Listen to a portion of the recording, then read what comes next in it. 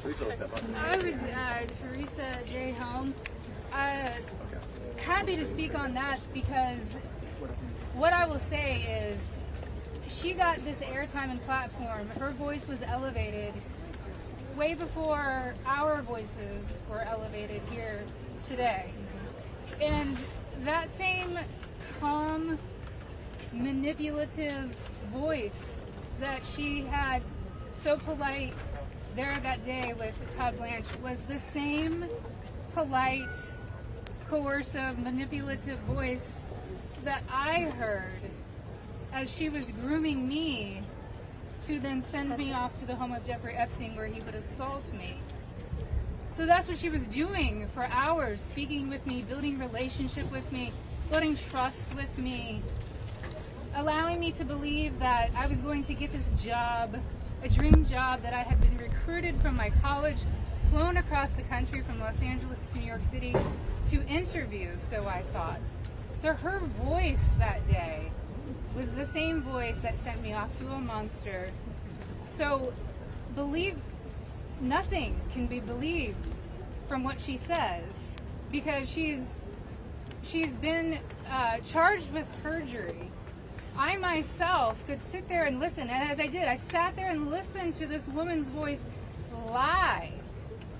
And there was no pushback from Todd Blanche because does he even have the facts to be able to push back on her? We could sit there and push back. Why didn't we get to attend that? Why weren't we there that day? Or why wasn't even one of us consulted prior to that day in that meeting? And why on earth has she been moved from Florida to her, it basically is prison spa. I mean, let's be real. None of us were consulted. I found out just like everyone here found out through the media, through all of you. We found out about Gielan's transfer.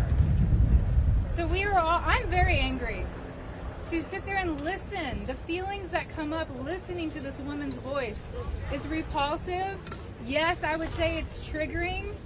We all work very hard on healing, and it still gets to us after 2 decades. It's a very long answer, but it's repulsive to sit there and listen to her voice in her interview. Can we take two more questions? One over here.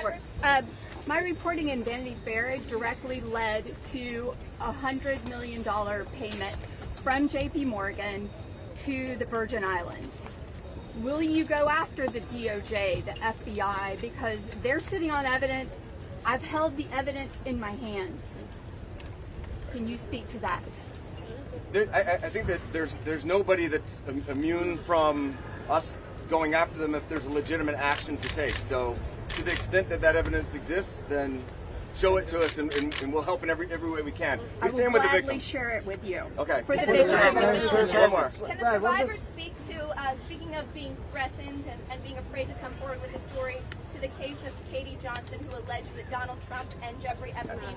I don't think we can talk about that. I do think it's worth saying, though, despite the comments that he made, Virginia Roberts Giuffre is an American hero. Yeah. She is somebody without whom we would not be able to have this voice.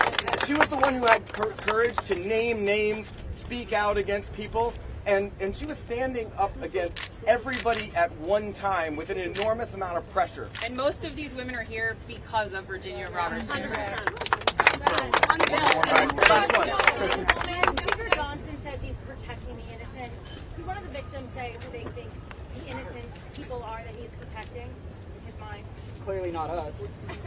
I don't think that anybody knows, but I can tell you that in the Oversight Committee meeting yesterday, they indicated that they were all for transparency, releasing the files, and asked us to hold them accountable. Is that right? Yes. They said hold them accountable, so we intend to hold them accountable. They hold the men accountable that are in those files. Did they say that?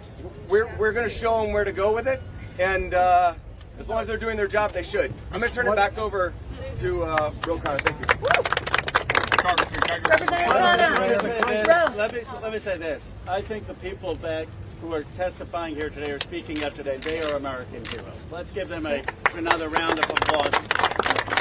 And you see, look, Thomas, Marjorie, and I, we're huge believers in the First Amendment, and